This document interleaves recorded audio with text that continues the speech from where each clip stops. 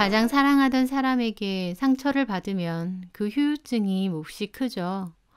앞으로 그 누구도 믿기 힘들 것 같다는 생각이 들 정도로요. 제가 겪은 일이 그랬습니다. 지금은 그래도 많이 떨쳐내고 나름 행복하게 살아가고 있지만 그때 일을 구태여 떠올리면 지금도 기분이 씁쓸하거든요. 저에게는 3년 사귄 남자친구가 있었습니다. 서로 많이 사랑했고 영혼의 반쪽처럼 성격, 성향, 식습관까지 다 잘 맞았던 사람이었죠. 저는 조용하고 차분한 성격인데 그 남자도 성격 자체가 부드럽고 자상한 편이었습니다. 이해심도 많았고요. 무엇보다 저를 진심으로 사랑한다는 게 많이 느껴졌어요. 남친은 결혼을 하자고 했는데 저희 집 형편이 막 좋은 건 아니라서 조금 걸렸어요. 제가 부모님 없이 외할머니랑만 살고 있었거든요. 엄마는 저 어렸을 때 돌아가셨고 아빠는 재혼을 하셔서 이미 새 가정이 있으세요. 저하고는 가끔 연락 정도만 하시고요. 남자친구가 결혼을 하자고 했을 때 저도 너무 하고 싶었죠. 하지만 선뜻 승낙하지 못한 건 이런 이유 때문이었어요. 남자친구야 제 사정을 잘 알지만 남자친구 부모님까지 이해해 주실지는 모르겠더라고요. 남자친구 집도 평범한 집이긴 한데 그래도 부모님 없이 외할머니 손에서만 큰 저를 안 좋게 보실 수도 있으니까요. 하지만 제 생각과 달리 어머님은 저를 몹시 예뻐해 주셨습니다. 아버님은 좀 무뚝뚝하신 편이었지만 그래도 저를 며느리로 잘 받아들여 주셨고요. 어머님은 자식이라곤 아들이 하나밖에 없는데 저를 딸이라고 생각하겠다고 말씀해 주시더라고요. 그게 참 감사하고 저도 그만큼 잘해야겠다 생각했죠. 그렇게 저는 결혼을 하게 됐어요. 남편과 제가 모은 돈과 시댁에서 조금 보태주신 돈까지 해서 빌라 전세로 들어가게 되었습니다. 결혼 생활은 행복했어요. 남편과도 알콩달콩 행복했고 시부모님도 여전히 저에게 잘해주셨고요. 엄마도 일찍 돌아가시고 아빠도 재혼하시고 할머니 손에서 커왔던 저에게 할머니는 엄마이자 아빠처럼 최선을 다해 저를 키워주셨다는 거 너무 잘 알고 감사드리지만 그럼에도 채워지지 않는 결핍이나 서글픔은 늘 있었거든요. 그래서 더욱 제 힘으로 만든 제 가족이 소중하고 감사했던 것 같아요. 남편과 저 사이에서 예쁜 아이도 낳고 앞으로도 이렇게 행복하게 살 수 있을 줄 알았죠. 그런데 결혼한 지 2년이 지나가면서 문제가 생기기 시작했습니다. 바로 아이를 갖는 문제였어요. 시부모님은 아이를 많이 원하셨는데 아이가 잘 생기지 않아 저희 부부는 결국 검사까지 하게 됐어요. 검사 결과 저는 별다른 이상이 없고 남편 쪽에서 정자 활동성이 많이 떨어진다고 하더라고요. 굳이 자연임신이 되지 않는 원인을 찾자면 남편 쪽이라고 했습니다. 하지만 남편은 자기 부모님한테 얘기하지 말자고 하더라고요. 어차피 부모님이고 이해해 주실 건데도 자존심인지 뭔지 끝까지 말하지 말자고 하는 겁니다. 그래서 저도 남편의 뜻을 따라 시부모님께 따로 말씀은 안 드렸는데 문제는 어머님이 임신 문제로 저를 그렇게 닥달하시는 거예요. 어머님은 결혼하고부터 제가 좋아하는 반찬이나 아니면 제가 좋아하는 빵 같은 걸 사시면 꼭 집 앞에 놔두고 가시더라고요. 제가 그렇게 안 하셔도 된다고 몇 번이나 말씀드렸는데 꼭 현관 앞에 들고 오신 걸 놓고 가시는 거예요. 저를 챙겨주셔서 감사하긴 했지만 일부러 문 앞까지 오셔서 그냥 가시는 거다 보니 마음이 너무 불편하더라고요. 그런데 그때까지만 해도 어머님이 반찬 만드는 김에 너네 것도 만드는 거고 겸사겸사 놔두고 가는 거지 뭐. 그래도 집 앞까지만 매번 오셨다 가는 거니까 제가 죄송해서요. 저도 맞벌이로 일을 하고 있다 보니 제 퇴근 시간 가까울 때 오셔서 놓고만 가시는 것 같더라고요. 차라리 퇴근 후에 오시면 들어오시면 될 텐데요. 그래서 제가 안 그러시면 집 안에 들어와 계시라고 비밀번호를 알려드린다고 했습니다. 그러면 어머님은 괜찮다니까. 부담스럽게 생각하지 마. 내가 너네 사는 집 비번하는 건 아니지. 예의가 아니잖아. 아무리 시어머니라도 지킬 건 지켜야 되는 거잖아. 라시며 극구 비밀번호는 필요 없다고 하셨거든요. 그런데 얼마 지나지 않아 퇴근 후에 집에 들어왔다가 크게 놀랐습니다. 어머님이 갑자기 집 안에 계셨거든요. 어머님! 너 왔니? 이거 나물 반찬인데 혹시 쉬어버릴까봐 명규한테 물어서 들어왔어. 아, 네. 어머님은 극구 비밀번호는 필요 없다고 하셨는데 결국 남편에게 물어보신 것 같더라고요. 저는 어쨌든 일부러 반찬까지 가져다 주시는 것 같아서 감사하다고 했습니다. 그런데 어머님이 그날 들고 온 게 하나가 더 있더라고요. 그리고 이것도 시원한 데 둬야 돼. 냉장고 안에 넣어두마. 그건 뭔데요? 몸보신하는 한약이야. 너 너무 말라서 안쓰러워 보여. 밥 먹고 하나씩 꼬박꼬박 챙겨 먹어. 절대 빼먹지 말고. 알았지? 고맙습니다. 저 말고 명규 씨 거 해주시죠. 걔는 몸에서 한약 안 받아. 너 이거 비싼 거니까 꼭 잘 챙겨 먹어. 네. 어머님은 저 몸보신하라고 한약까지 지어오셨더라고요. 며느리 한약까지 챙겨주시는 시어머니라니 너무 감사해서 초반에는 열심히 챙겨 먹었습니다. 그런데 먹다 보니 식욕도 너무 돌고 살이 엄청 찌더라고요. 어머님은 저에게 너무 말랐다고 하시지만 사실은 제가 살이 워낙 잘 찌는 체질이라 일부러 관리를 하는 거거든요. 근데 그 약 먹고 나선 살이 쑥쑥 찌더라고요. 그래서 띄엄띄엄 먹다가 잘 안 먹게 되었습니다. 처음 비밀번호를 아시게 된 그날 이후 어머님은 불쑥불쑥 저희 집에 잘 오시게 됐어요. 집에 오면 갑자기 못 보던 반찬이 생기거나 식탁 위에 간식거리나 과일이 올려져 있는 경우도 많았죠. 점차 저는 조금 불편하더라고요. 어머님이 언제 오실지 모른다 생각하니까 불안하기도 하고요. 그리고 왜 자꾸 어머님이 저희 집을 들어오시나 싶었습니다.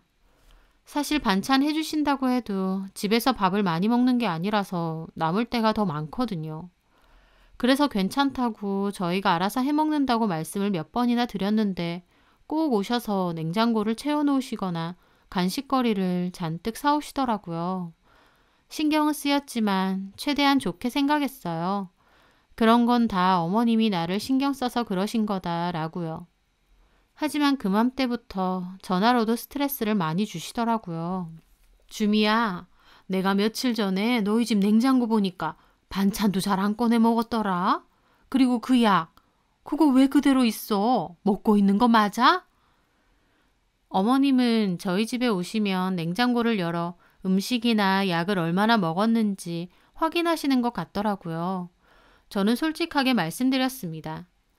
어머님, 실은 그 약이요. 먹으면 너무 식욕이 돋고 살도 찌는 것 같아서 띄엄띄엄 먹고 있어요. 예, 그거 그렇게 먹으면 효과 없어. 꾸준하게 잘 먹으라고 했잖아. 저 살찌는 거 별로 안 좋아해서 관리하는 거거든요.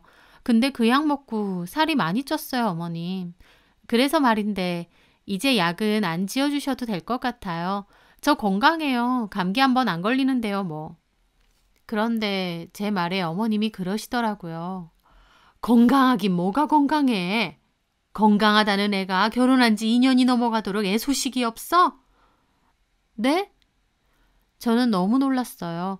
어머님 말투가 너무 냉랭하셨거든요. 네가 몸 관리한답시고 잘 안 챙겨 먹고 살 빼고 그러니까 애가 안 들어서는 거 아니냐고. 어머님, 그런 건 아니에요. 저 병원에서 검사했는데 아무 문제 없다고 했어요. 그러니까 문제가 없는데 왜 애가 안 생기냐고. 그 약 실은 애기 잘 들어서는 약이야. 네? 저는 놀랐어요. 제 몸 생각해서 지어주신다고 했던 약인데 사실은 애기 잘 들어서는 약이라는 겁니다. 어머님이 이렇게까지 손주를 원하셨나 싶더라고요. 어머니, 그래서 내가 잘 챙겨 먹으라는 건데 그걸 그렇게 띄엄띄엄 먹으면 어떡해? 그렇게 먹는 거면 아무 소용없어. 내가 기껏 비싼 돈 잘하는 데서 찾아서 해온 거구만. 시어머니 성의 무시하니? 어머님은 화가 많이 나셨더라고요. 그전까진 인자하신 모습만 많이 봐서인지 어머님이 화내시는 게 더 낯설게 느껴졌습니다. 죄송해요, 어머님. 잘 챙겨 먹을게요. 그래. 그리고 결혼했으면 당연히 손자를 안겨줘야지. 그게 네 도리 아니야? 밥도 잘 챙겨 먹고 약도 꼬박꼬박 챙겨 먹어. 내가 확인할 거니까. 네. 저는 그렇게 말하고 전화를 끊었습니다. 머릿속이 복잡하더라고요. 이렇게까지 아기를 원하셨나 싶기도 하고요. 그리고 억울했습니다. 엄밀히 말하면 제가 아니라 남편 쪽 문제인데 제가 백날 약 먹고 관리하면 뭐하나요? 그래도 일단은 아기만 가지면 다 해결된 문제라고 생각했어요. 어머님이 손주가 너무 갖고 싶으셔서 그러신가 보다 했죠.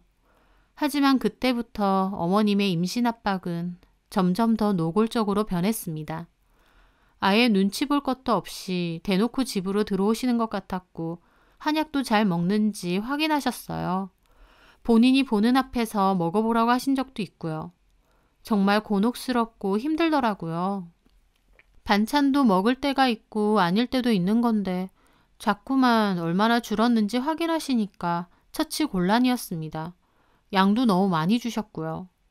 전화도 자주 하셔서 별 소식 없느냐, 약은 잘 먹냐, 엽산 같은 것도 미리 잘 챙겨 먹어라 등등 잔소리를 많이 하셨죠. 저는 한약을 꾸역꾸역 먹다가 살이 자꾸만 쪄서 결국 약들을 뭉텅이로 잘라내서 버리는 지경에 이르렀습니다. 도저히 먹기는 싫은데 어머님은 확인하시니 어쩔 도리가 없었어요. 그리고 남편과 저는 시험관 시술을 선택했죠.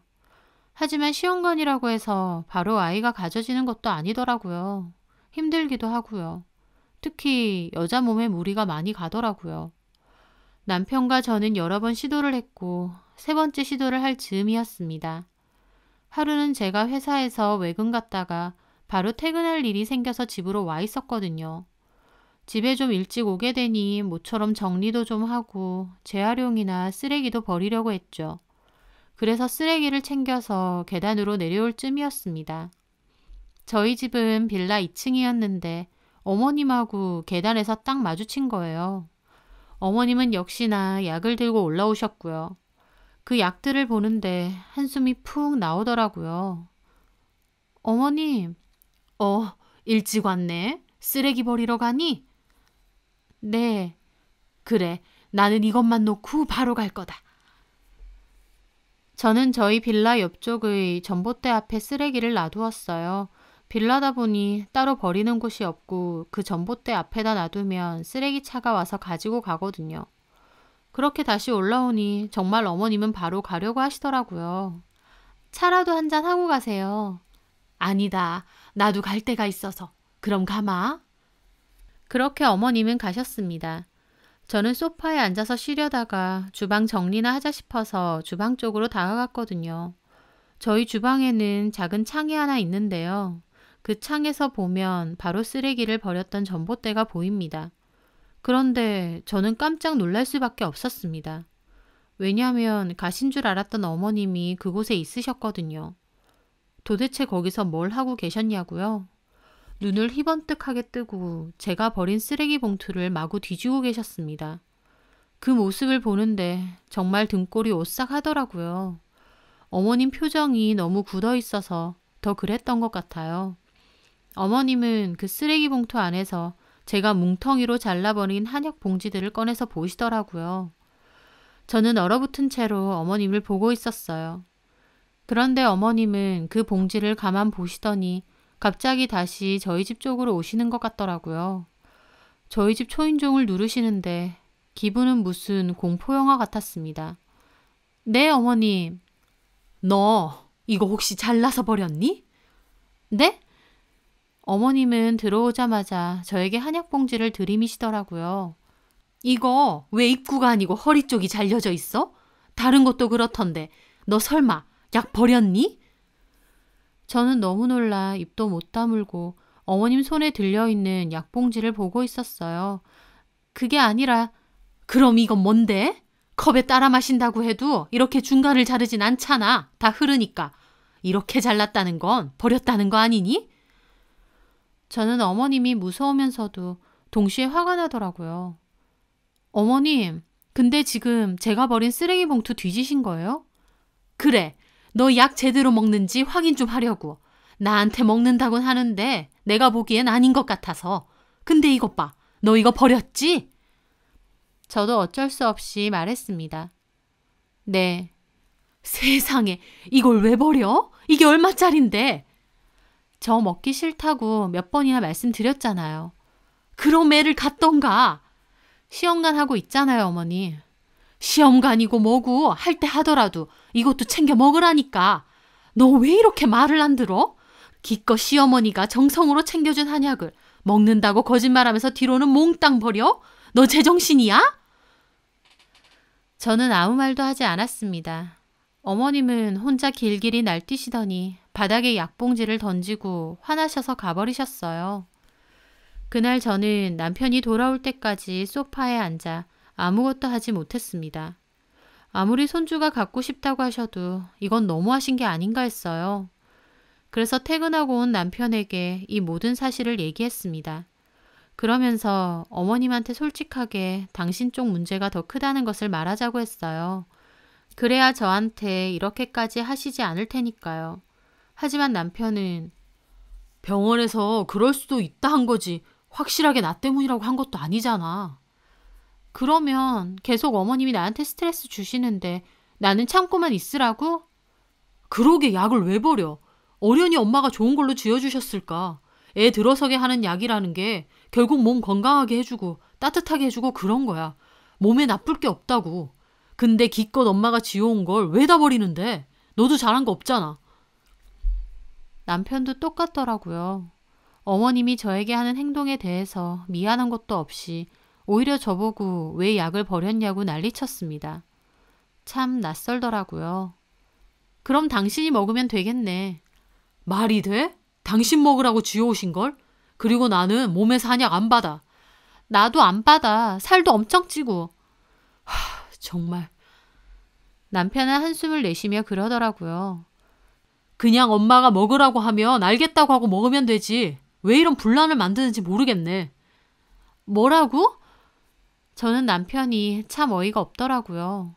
분명 이해심 많고 저를 엄청 위해주는 사람이라고 생각했는데 이런 상황 앞에선 덮어놓고 어머님 편만 들더라고요.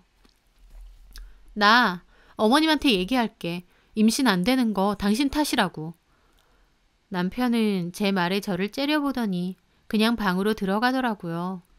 본인 문제가 크다고 한마디만 하면 될 것을 끝까지 저만 시달리게 내버려 두는 게 참 너무한다 싶었습니다. 하지만 그 후 굳이 그 말을 할 필요는 없었어요.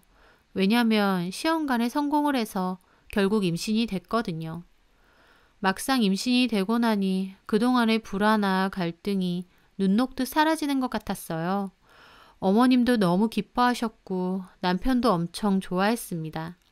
당연히 저도 너무 기뻤고요. 아들이든 딸이든 예쁘게 잘 키우고 싶었죠. 그런데요. 임신하고 나면 어머님의 성화가 잦아질 줄 알았는데 완전 착각이었어요. 오히려 더 심해졌거든요. 그전에는 약이나 반찬 주러 한 번씩 오셨다면 이제는 거의 매일같이 오시는 겁니다. 임신 자체가 좀 불안정한 상태라서 절대 안정이 필요하다고 병원에서 그러는 거예요. 그래서 저는 회사도 휴직하고 집에서 지내려고 했거든요. 그런데 어머님은 하루가 멀다 하고 찾아오셔서 억지로 밥을 먹으라고 하시고 제가 좀 쉬고 싶어 하면 적당한 운동을 해야 좋다면서 저를 억지로 데리고 밖으로 나가셨어요. 제가 못 먹는 음식도 몸에 좋다는 이유로 억지로 먹으라고 하셔서 토한 적도 많았는데 어머님은 그게 다 입덧 때문이라고 하시더라고요. 그러면서 입덧에 좋다는 음식이며 약재 달인 물 같은 것도 자꾸 주시는 겁니다. 저는 거절하고 싶었지만 한약 버린 일로 어머님과 다툼이 한 번 있었기에 마지못해 꾸역꾸역 어머님이 주시는 걸 다 먹었고 또 내키지는 않았지만 어머님 손에 이끌려 억지로 운동이니 산책까지 하게 되었죠. 그런데 제가 그렇게 어머님 손에 붙들려 억지로 한 것들이 아이를 지키기 위한 노력이었는지 아니면 도리어 쓸데없는 짓들이었는지 모르겠습니다. 왜냐하면 임신 6개월이 접어들 무렵 저는 결국 유산을 하게 되었거든요. 그때의 슬픔, 절망감, 상실감, 이루 말할 수 없을 정도였습니다. 얼굴도 못 보고 떠난 아이가 그렇게 사무치고 안타까울 수 없었어요. 그리고 그만큼 저를 더 슬프게 한 건 그 후 변해가는 남편의 모습이었습니다. 저는 잦은 시험관 시술 부작용 때문에 몸 상태가 굉장히 안 좋아졌고 병원에서는 자연 임신이 힘들 수도 있다고 했거든요. 시험관 준비 전엔 분명 괜찮았는데요. 또 임신 기간 동안 살도 너무 쪄버렸습니다. 워낙 살이 잘 찌는 체질이라 임신했을 때도 조심했어야 되는데 어머님은 무조건 잘 먹어야 건강하고 아이도 잘 낳을 수 있다면서 온갖 음식을 다 주셨고 저는 미련하게도 어머님에게 미움받는 게 싫어서 꾸역꾸역 다 먹었거든요. 스트레스도 많이 받고 몸 상태도 안 좋아서인지 살이 짧은 시간 동안 정말 많이 불더라고요. 그런데 남편은 제가 살이 많이 찌고 아이를 잃어서 우울할 때쯤 딴 사람처럼 변해갔습니다. 행동도 너무 차가워지고 저를 너무 성가셔하고 짜증도 많이 내고요. 그렇게 남편 모습 때문에 힘들어할 때쯤 우연히 어머님과 통화하는 소리를 듣게 되었습니다. 엄마, 병원에서 그러는데 주미쟤 이제 애도 제대로 못 낳는데 시험관 시술 부작용이라고. 그리고 엄마도 봤죠? 살 엄청 찐 거. 진짜 요새 같아선 같이 있기 싫을 정도야. 예전에야 날씬하고 여리여리해서 내가 좋아했던 건데 지금은 무슨 애 셋 정도는 낳으면 푹 퍼진 아줌마 같다니까. 정작 애도 못 낳으면서. 저는 너무 충격을 받았어요. 남편이 저에 대해서 저렇게 말할 줄은 몰랐거든요. 저는 그 순간 방으로 들어가 남편에게 울부짖으며 따졌습니다. 내가 누구 때문에 이렇게 됐냐고요. 너 말 다 했어? 내가 누구 때문에 이렇게 살찌고 애까지 잃었는데. 그게 누구 때문인데. 뱃속에 애 하나 간수 못해서 그렇게 흘려보낸 네 잘못이지. 너네 엄마가 꾸역꾸역 음식 먹이고 병원에선 절대 안정하라고 했는데 하루가 멀다고 찾아와서 억지로 운동시키고 매일같이 스트레스를 그렇게 받는데 애가 버티겠어? 네 말은 우리 엄마 때문이라는 거야? 그래. 그리고 너도 그러는 거 아니지. 내가 살쪄서 같이 있기도 싫다고? 애 잃고 우울해하는 아내한테 어떻게 그렇게 말을 해? 애 낳은 것도 아니면서 살을 그렇게 있는 대로 찌우니까 그렇지. 내가 찌고 싶어서 쪘어? 결국 내가 시험관 한 것도 당신 정자에 문제가 있어서였잖아. 남편은 제 말에 저를 노려보더니 그대로 거실로 나갔습니다. 저는 어떻게 저럴 수 있나 싶어 방에서 1시간가량을 엉엉 울고 있었어요. 그런데 도어락 해제 소리가 갑자기 들리더니 어머님이 방으로 들어오는 겁니다. 들어오자마자 저에게 소리쳤어요. 야, 너 말 다 했니? 네가 유산된 게 왜 나 때문이야?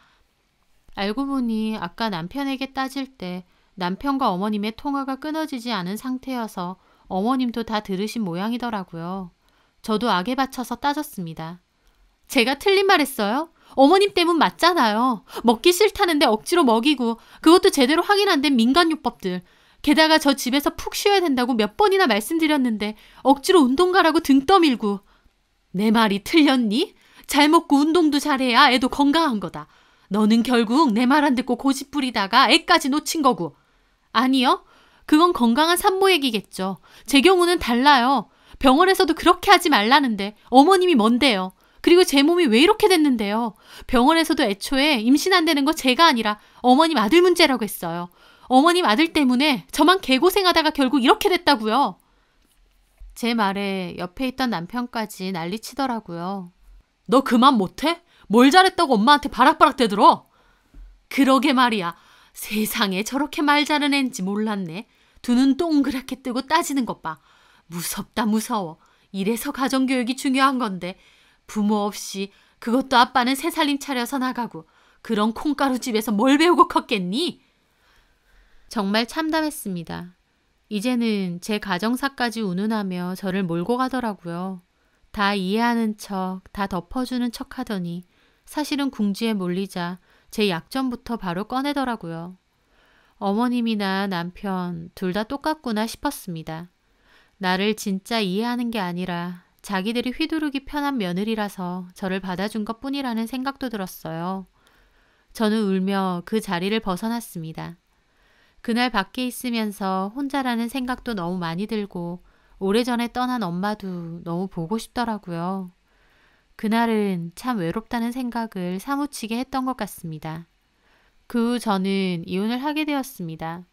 사실 저도 더 살고 싶은 생각도 없지만요. 그쪽에서도 제가 임신이 어려워진 걸 보고 저를 팽할 생각인 것 같더라고요. 주변에선 위자료 소송을 걸라는 조언이 많았지만 안타깝게도 저에게 따로 증거가 없었어요. 어머님이 저에게 폭언하고 임신 핑계로 강요한 것에 대한 증거요. 그때는 증거를 남길 생각조차 없었거든요. 소송을 걸 수는 있지만 여러 차례 시험관 시술을 한 것이 강요에 의한 것이다 라는 증거도 없고 이긴다는 보장이 없더라고요. 그래서 저는 위자료 소송 없이 그냥 제 몫의 재산 분할을 하고 이혼을 하기로 한 겁니다. 그렇게 저는 결혼 생활을 끝내게 되었어요. 다시 회사 생활을 하면서 할머니와 지내게 되었죠. 들리는 소문에 남편은 다시 장가를 들려고 꽤나 어머님이 여기저기 찌르고 다녔는데 영 신통치 않나 보더라고요. 참 듬직하게 이해심 많은 남자라고 생각했는데 이제 와서 보니 완전 엄마 꼭두각시더라고요. 상처밖에 남지 않은 결혼 생활이었어요. 한동안은 많이 힘들어하고 왜 이렇게 됐을까 우울해하기도 했고요. 하지만 그만큼 바닥을 치면 또 좋은 날이 오는가 봅니다. 저에게도 좋은 일이 생겼거든요. 저랑 가까운 저희 회사 상사분이 아는 분을 소개시켜 준다고 했어요. 저는 제 사정이 누군가를 만날 만한 상황은 아니라고 했습니다. 하지만 가볍게 친구로 만나보라고 권유하셨고 그렇게 그 남자를 만나게 되었어요. 참 따뜻하고 좋은 남자였습니다. 하지만 이미 결혼도 한 번 했고 또 시험관 부작용으로 임신이 힘들 수도 있기 때문에 그런 사정을 다 말했죠. 하지만 그 남자는 제가 좋다며 아이가 없으면 그냥 우리끼리 잘 살면 된다고 하면서 저를 설득했고 시간이 흘러 저도 결국 재혼을 하게 되었습니다. 그렇게 재혼 후 지금까지 행복하게 잘 살고 있어요. 그리고요, 정말 기적처럼 저희에게 아이가 생겼습니다. 그것도 자연 임신으로요. 전 남편과는 그렇게 애를 써도 안 생기던 아이가 지금 남편과는 자연 임신으로 생기더라고요. 크게 기대도 없었는데도요. 제 몸 상태가 그렇게 좋은 편이 아니었는데도 저희를 찾아온 아이다 보니 정말 기적이나 축복처럼 느껴지더라고요. 현재 아이를 임신 중이고 다다음 달이 출산 예정일입니다. 뱃속에서 아주 건강하게 잘 크고 있다고 하더라고요. 사람으로 받은 상처는 사람으로 치유한다고도 하죠. 저는 그 말을 가슴으로 이해하고 있습니다. 전 남편, 그리고 전 남편의 어머님이 저에게 했던 그 강요와 폭언들, 이 깊은 상처들은 내가 죽을 때까지 잊을 수 있을까 싶었는데요. 지금 남편과 서로를 위해주며 또 아껴주며 살다 보니 잊혀지진 않아도 많이 무뎌지고 또 점점 아무렇지 않아지더라고요. 최고의 복수는 제가 행복하게 잘 사는 거라고 생각합니다. 전 남편이 어떻게 사는지 별로 궁금하지 않아도 같이 하는 친구가 많다 보니 싫어도 알게 되긴 하는데요. 전 남편 어머니는 전 남편 재혼시키려고 부단히 노력은 했지만 결국 못했고 전 남편은 그냥 다시 본가로 들어가서 산다고 하더라고요. 애먼 여자 개고생시키지 말고 그냥 어머님이 평생 데리고 사셨으면 합니다. 그동안 새 가족이라는 이름 뒤에서 아픔과 시련을 많이 겪었던 저. 앞으로는 다시 일군 저의 가족들을 사랑하고 또 사랑받으며 그렇게 행복하게 살고 싶네요. 제 사연 들어주셔서 감사합니다.